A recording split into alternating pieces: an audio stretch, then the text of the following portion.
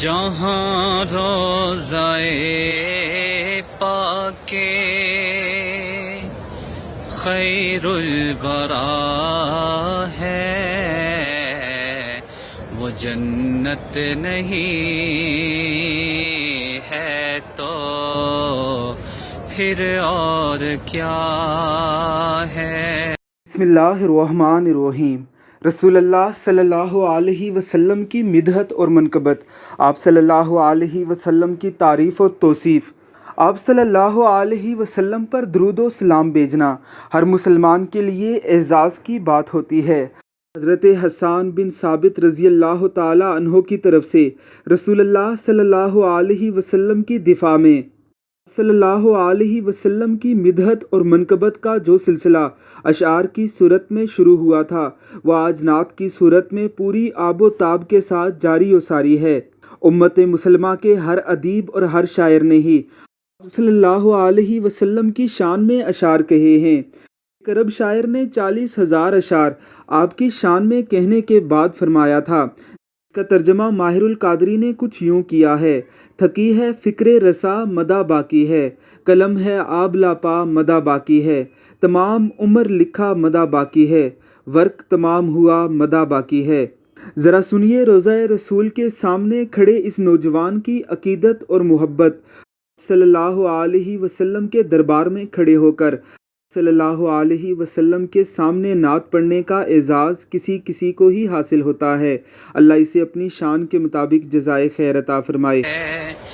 جہاں روضۂ پاک خیر الورا ہے، وہ جنت نہیں ہے تو پھر اور کیا ہے۔ کہاں میں کہاں یہ مدینے کی گلیاں، یہ قسمت نہیں ہے تو پھر اور کیا ہے۔ محمد کی عظمت کو کیا پوچھتے ہو کہ وہ صاحب کعبہ قوسین ٹھہرے۔ محمد کی عظمت کو کیا پوچھتے ہو کہ وہ صاحب کعبہ قوسین ٹھہرے۔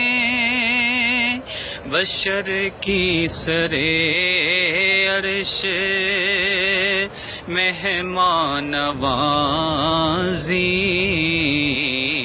یہ عظمت نہیں ہے تو پھر اور کیا ہے۔ جو عاصی کو کملی میں اپنی چھپا لے، جو دشمن کو بھی زخم کھا کر دعا دے، جو عاصی کو کملی میں اپنی چھپا لے، جو دشمن کو بھی زخم کھا کر دعا دے، اسے اور کیا نام دے گا زمانے مدینے کی گلیاں، یہ قسمت نہیں ہے تو پھر اور کیا ہے۔